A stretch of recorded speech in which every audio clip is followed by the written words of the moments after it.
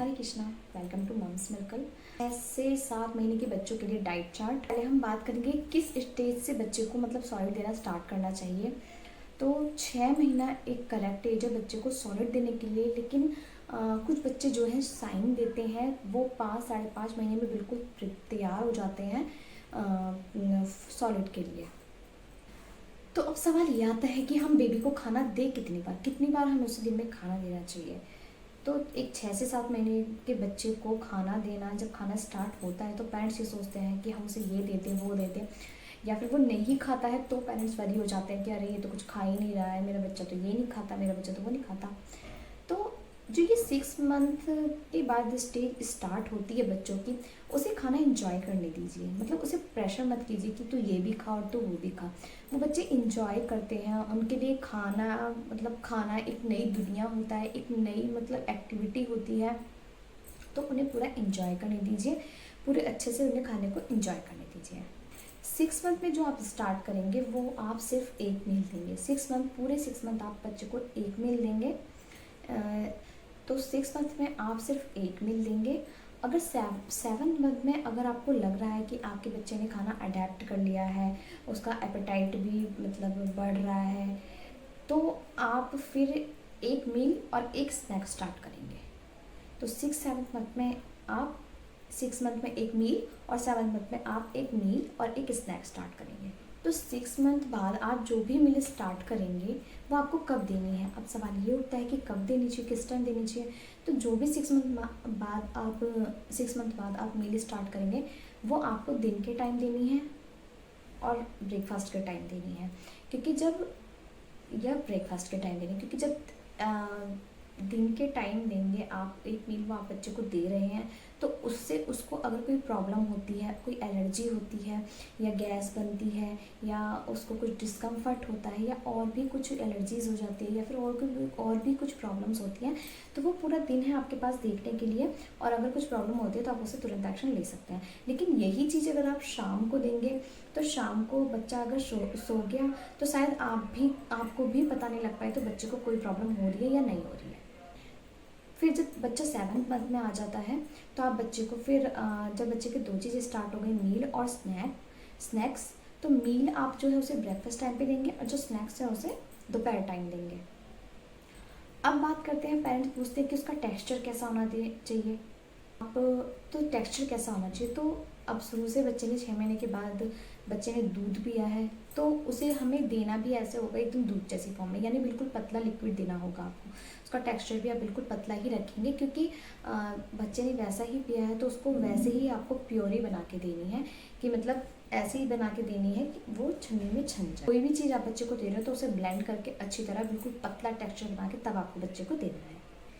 अब कितने दिन तक हमें खाना देना चाहिए बच्चे को, तो जैसे बच्चे को कोई भी खाना आपको 3 दिन तक ज़रूर देना चाहिए, क्योंकि कोई भी उससे बच्चे को रिएक्शन, एलर्जीज़ या फिर कोई भी इन्फेक्शन या कुछ भी बच्चे को होता है तो वो कम से कम 3 दिन का टाइम लेता है वो पता लगने में किस तरह का रिएक्शन होता है। तो बच्चों को एलर्जीज हो सकती है, स्किन में दाने हो सकते हैं, कॉन्स्टिपेशन की प्रॉब्लम हो सकती है, उसकी पॉटी में चेंज हो सकता है, थोड़ी टाइट पॉटी हो बच्चे को, हो सकता है लूज मोशन हो जाए बच्चे को, और फीवर, कुछ खाने में इन्फेक्शन हो और बच्चा वो खाना खा ले तो इन्फेक्शन से हो सकता है बच्चे को फीवर भी हो जाए।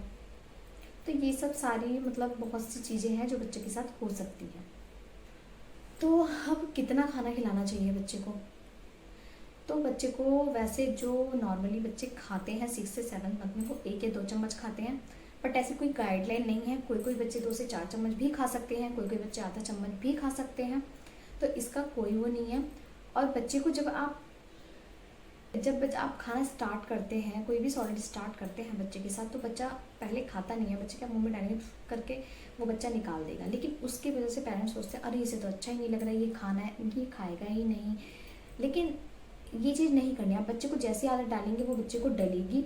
अगर उसने उस टाइम पे वो नहीं खाया तो आप 1-1.5 घंटे बाद उसे ट्राई कीजिए दोबारा से, तो वो हो सकता है खा ले, क्योंकि उस टाइम पे उसने इसलिए नहीं खाया होगा कि शायद उसका पेट भरा हो।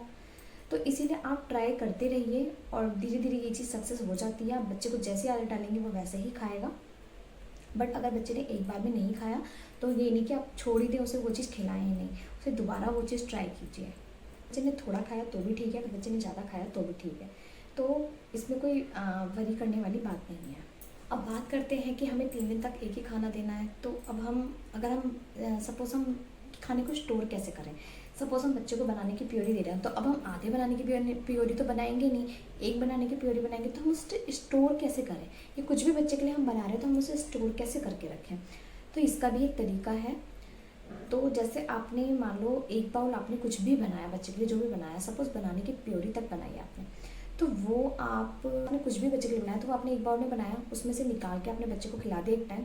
अब आपको दूसरे दिन वो बच्चे को देना, तो आप क्या करेंगे, एक ग्लास का जार लेंगे, ग्लास की जार में आप उसको रखेंगे और एयर टाइट कंटेनर से, बिल्कुल टाइट बंद होना चाहिए, उसे बंद करके अपने फ्रिज में स्टोर करके रख देंगे। सेकेंड डे जब आप उसे निकालेंगे बच्चे को खिलाने के लिए, तो आपको उसे रीहीट नहीं करना है, उससे बहुत डैमेज होने के चांसेस होते हैं। तो आपको क्या करना है, एक बाउल लेना है, उसमें गर्म पानी लेना है, गर्म पानी ले लीजिए, और जो वो ग्लास का जार है वो ढक्कन समेत भी, मतलब बंद ढक्कन है उसका, उसे आप ऐसे ही आप पानी में रख दीजिए, कम से कम 20 मिनट तक रखे रहने दीजिए, फिर वो रूम टेम्परेचर पे आ जाएगा। उसके बाद अपने बच्चे को खिला सकते हैं। ये आप 3 दिन तक यूज़ कर सकते हैं।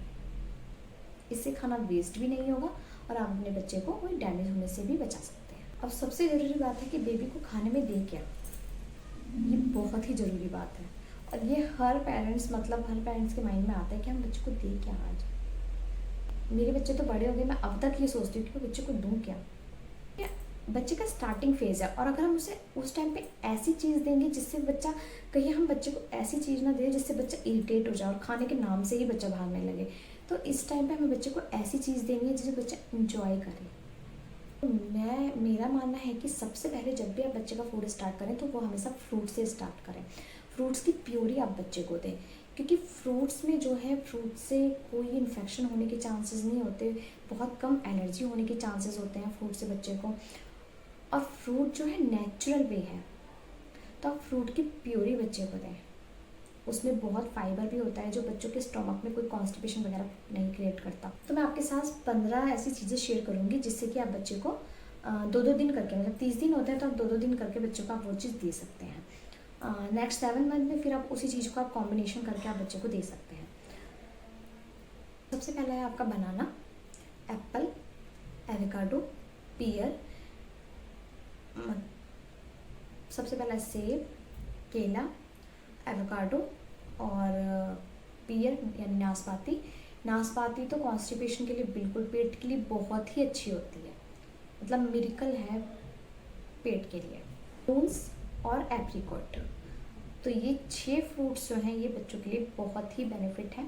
आप इनकी प्योरीज बच्चों को दीजिए। और 5 वेजिटेबल्स में बताऊंगी आपको, पोटैटो, आलू, स्वीट पोटैटो शकरकंदी, कैरेट, गाजर, पीस, मटर और पंपकिन यानी कद्दू। तो ये वेजिटेबल्स हैं, ये आपको बच्चे को दे सकते हैं। मूंग की दाल आप बच्चे को दीजिए, मूंग की दाल आप बना के दे सकते हैं, मूंग की दाल का पानी भी दे सकते हैं, लिक्विड भी बना सकते हैं आप बच्चे के लिए। ओट्स दीजिए बच्चे को, ओट्स बच्चों के लिए बहुत पावरफुल है। रागी दीजिए बच्चे को, रागी भी बच्चों के लिए बहुत अच्छी होती है। राइस भी बच्चे के लिए अच्छा होता है। तो आप स्टार्ट करेंगे, आप सबसे पहले फ्रूट से स्टार्ट करेंगे, फिर वेजिटेबल्स, फिर आप लास्ट में ये दाल और चावल इन सब पे आएंगे।